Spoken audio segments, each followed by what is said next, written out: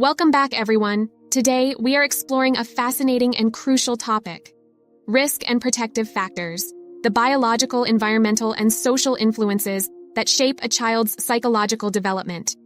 Why do some children thrive despite adversity, while others struggle even in seemingly supportive environments?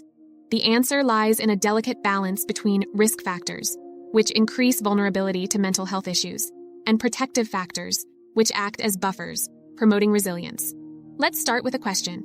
Is a child's future already determined at birth, or do experiences shape who they become? The truth lies somewhere in between.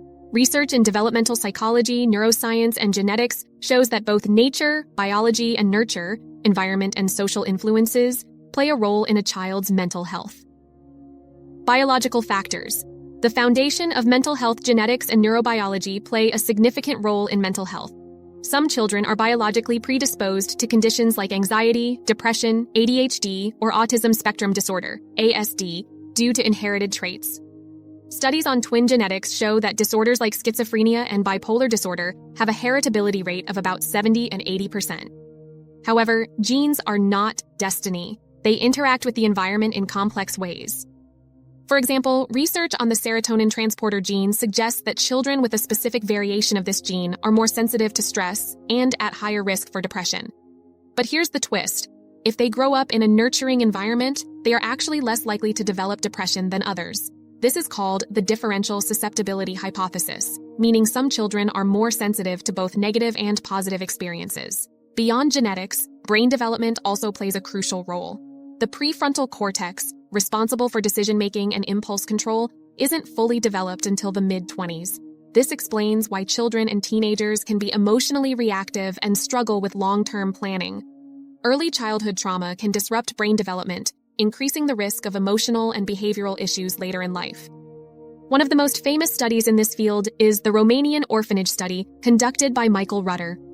Children who spent prolonged time in neglectful orphanages where they received little emotional care had smaller brain volumes and higher rates of attachment disorders compared to those adopted early into loving families. This highlights how early experiences shape brain development. Environmental factors, the world around the child. While biology sets the stage, a child's environment plays an even bigger role in shaping mental health. Key risk factors include parental mental illness. If a parent struggles with untreated depression or addiction, children are at higher risk of developing psychological issues themselves. Exposure to trauma and violence. Growing up in a violent home or unsafe neighborhood can lead to toxic stress, which disrupts brain development and increases the risk of PTSD, anxiety, and depression. Poverty and lack of resources. Children from low-income families often experience higher stress, poor nutrition, and limited access to healthcare, increasing their vulnerability to mental health disorders. Neglect and emotional deprivation. Children who don't receive consistent emotional support may struggle with attachment and self-regulation. But it's not all bad news. Protective environmental factors can counterbalance these risks. Stable, supportive relationships. Having at least one reliable, loving adult, whether a parent, teacher, or mentor, significantly reduces the negative effects of childhood stress. Access to quality education. A strong school environment with engaged teachers can promote resilience and cognitive development. Safe and nurturing home life. Regular routines, emotional warmth, and consistent discipline help children feel secure and confident. Social factors. The power of relationships and culture. Humans are social beings, and a child's interactions with family, peers, and society have a profound impact on their development. Social risk factors include bullying and peer rejection. Studies show that children who experience chronic bullying are at higher risk for depression, anxiety, and suicidal thoughts. A 2015 study in JAMA Psychiatry found that bullied children were more likely to develop psychiatric disorders than those who experienced childhood abuse. Discrimination and cultural stress. Children from marginalized communities may face additional stressors like racism, social exclusion, or identity struggles, which can impact self-esteem and mental health. Dysfunctional family dynamics, high parental conflict, divorce, or inconsistent caregiving can create an unstable environment that affects emotional well-being. On the other hand, protective social factors build resilience.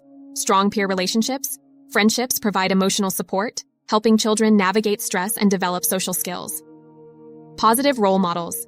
Whether it's a parent, coach, or teacher, having a mentor who believes in them can make a significant difference in a child's mental health. Cultural and community support. In collectivist cultures where extended family and community networks play a large role, children often have multiple sources of emotional support, which can buffer against stress. The science of resilience. Why some kids thrive despite adversity. You have probably heard of stories where children grow up in extremely difficult circumstances, but still become successful and mentally strong. How does this happen? The answer lies in resilience, the ability to bounce back from adversity. One of the most famous studies on resilience comes from Dr. Emmy Werner, who studied 700 children in Hawaii over 40 years. About 1/3 of the children faced severe risk factors like poverty, neglect, or parental mental illness. Yet many of them grew up to be well-adjusted, successful adults. What did they have in common? Protective factors like strong social support, problem-solving skills, and a sense of purpose.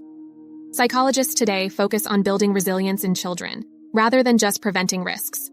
Mindfulness training, positive parenting techniques, and social-emotional learning, SEL programs in schools, are all designed to help children develop coping skills that last a lifetime.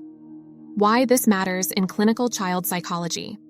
As clinical child psychologists, understanding risk and protective factors helps us identify at-risk children early and intervene before issues escalate, design personalized treatment plans based on a child's unique biological, environmental, and social context, empower parents, teachers, and communities to create protective environments that foster mental well-being.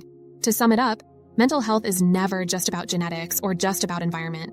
It's a complex interaction of multiple factors. But what's most important is this. Even in the face of adversity, protective factors can help children build resilience and thrive. As the famous psychologist Albert Bandura said, people are not just reactors to their environment, they are producers of it. That means every supportive relationship, every moment of encouragement, and every effort to create a positive environment can change a child's life.